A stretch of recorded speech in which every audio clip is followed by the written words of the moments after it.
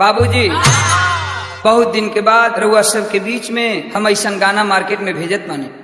रोशन DJ बाबू काजी खतुचक। अरे इश्क तो बुढ़े भी करते हैं लेकिन कोई शक नहीं करते। साजू धाजू के रोजू झाप दारू पहरे नजर तोहार बोला के काजा से लरे साजू धाजू के रोजू झाप दारू पहरे नजर तोहार बोला के काजा से लरे ई सही है।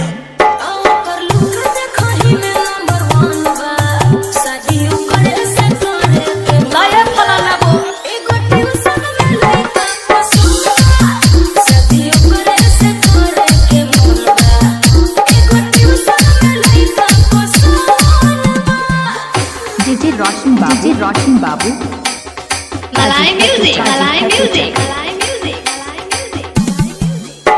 Mobile number 9065022172।